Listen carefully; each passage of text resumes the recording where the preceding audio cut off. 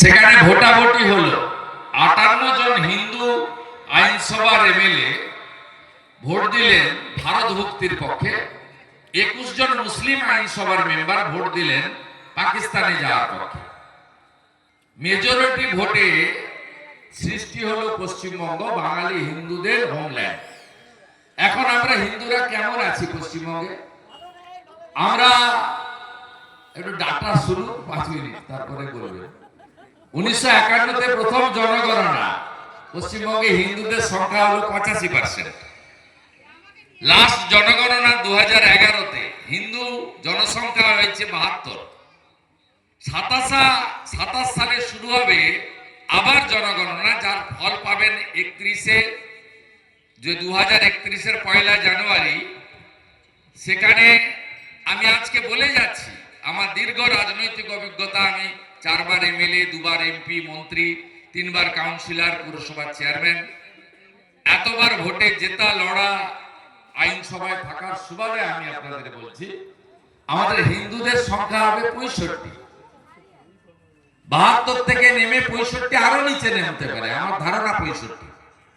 আর 10 বছর লাগবে, 41 হয়ে যাবে। 41-এ আমরা মুর্শিদাবাদের মতো হয়ে যাব। আমরা তখন বলবো আমরা সংখ্যালঘু, আমাদের স্কলারশিপ দেওয়া হোক, আমাদের অমুক দিক তমুক দিক, আমরা এখন মাইনরিটি। এই জায়গায় আমরা যাচ্ছি। পূর্ববঙ্গের কথা যদি ধরেন, 47-এ দেশভাগের সময় পূর্ব পাকিস্তান ছিল, তখন হিন্দু ছিল 33 ভাগ। আজকে যা বাংলাদেশ, সেখানে হিন্দু হয়েছে 7%। কতবার পালাবেন আপনি? আমার মা তো তার বাবার সঙ্গে পালিয়ে এসেছিল দেশভাগের পরে। হিন্দু থেকে নাম পরিবর্তন করবে না বলে, ধর্ম ছাড়বে না বলে মাস্টারমশাই ছিলেন, মায়ের পিতৃদেব সপরিবারে পালিয়ে এসেছেন। এক কাপড়ে 10 বিঘা জমি, শিব মন্দির, দোতলা পাকা বাড়ি সব ফেলে দিয়ে চন্দননগর জুট মিলে এসে ম্যানেজারের কাজ নিয়েছিলেন। কেন এসেছিলেন? কতবার উদ্বাস্তু হবেন? যাবেন কোথায়? কত ইসলামিক কান্ট্রি আছে পৃথিবীতে? 50-এর উপরে। খ্রিস্টানদের কতগুলো দেশ আছে? অনেক, 20-র উপরে। এমনকি বুদ্ধিস্টদের, তাদেরও বেশ কয়েকটা দেশ আছে। হিন্দুদের কোন দেশ আছে? একটা, হিন্দুস্তান, ভারতবর্ষ। যেমন কিছুদিন আগে হাসিনা ওয়াজেদকে সরালো ওরা অবৈধভাবে। সেখানে একজন সরকারি কর্মচারী ছিল, তার নাম হচ্ছে রতন মজুমদার। তাকে বলল, তুমি ধর্ম ছাড়বে না চাকরি ছাড়বে? বললো 7 জন বাড়িতে খেতে, চাকরি ছাড়ি কি করে? মরে যাবো তো, বৃদ্ধ বাবা মা আছে। তাহলে ধর্ম ছাড়ো। নোটারির কাছে গেল, নাম হলো কাজী শফিউল্লাহ, নাম বদল করে নিয়েছে। তাই আমি মা জগদ্ধাত্রীর সামনে দাঁড়িয়ে বলছি, আপনারা ঐক্যবদ্ধ হন। ভাষার নামে কেন ভাগ হন? হিন্দি স্পিকিং হিন্দু, তার সঙ্গে বাঙালি স্পিকিং হিন্দু ভাগ করছে।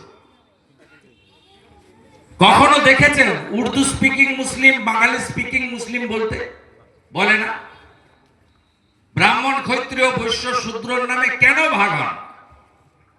রামকৃষ্ণ মঠ ও মিশন, ভারত সেবাশ্রম সংঘ, ইসকন, গৌড়িয়া মঠ, ঠাকুর লোকনাথ ব্রহ্মচারী, ঠাকুর অনুকূল চন্দ্র, আর্য সমাজের নামে কেন বিভক্ত হচ্ছেন? রাখুন না জাতের পরিচয়, ভাষার মর্যাদা, রাখুন না মত পথের অধিকার, সম্মান। কিন্তু at the end of the day we all are Hindustani, আমরা সনাতনী। এই বোধ বুদ্ধি যদি আপনাদের মধ্যে, আমাদের মধ্যে না আসে, তাহলে আমরা আগামী দিনে মুর্শিদাবাদ হয়ে যাবে। আর যেখানে সংখ্যা কম হয়, সেখানে কি হয়? মোথাবাড়ি হয়। আমি হাইকোর্ট থেকে অর্ডার নিয়ে, আমাকে তো যেতে দেয় না, হাইকোর্টে যেতে হয়, অর্ডার নিতে হয়, যেতে হয়। আমি মোথাবাড়ি বাজারে গেছিলাম, লাইন দিয়ে 7টা হিন্দু দোকান লুট করেছে, পাশে 5টা মুসলমানের দোকান হাত দেয়নি।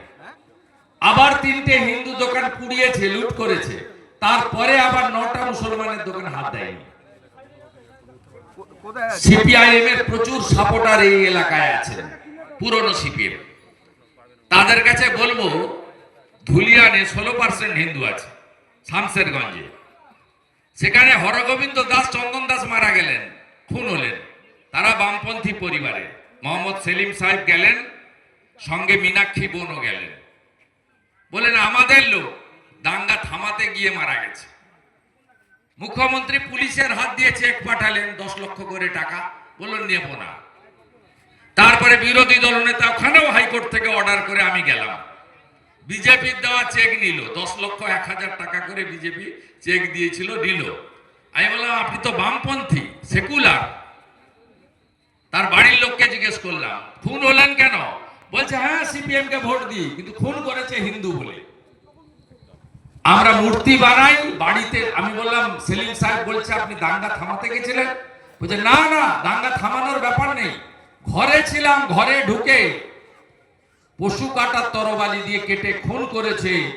আমি মূর্তি বানাই, আমি দুর্গা মূর্তি বানাই, কালী মূর্তি বানাই, গণেশের মূর্তি বানাই, বিশ্বকর্মার মূর্তি বানাই, রাধা মাধব বানাই, জগদ্ধাত্রী বানাই, সেই জন্য আমাদের পরিবারের দুজনকে খুন করেছে।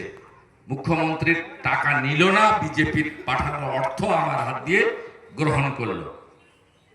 এই হচ্ছে পশ্চিমবাংলার আসল চিত্র। এই মহেশতলা, রবীন্দ্রনগর হিন্দু সংখ্যা কম, পুলিশের চোখের সামনে বিধর্মীরা তুলসী মঞ্চ তুলে ফেলে দিল।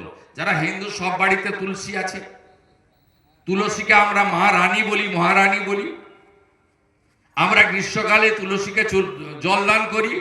এই যে দামোদর মাস, কার্তিক মাসে আমরা দীপদান করেছি তুলসী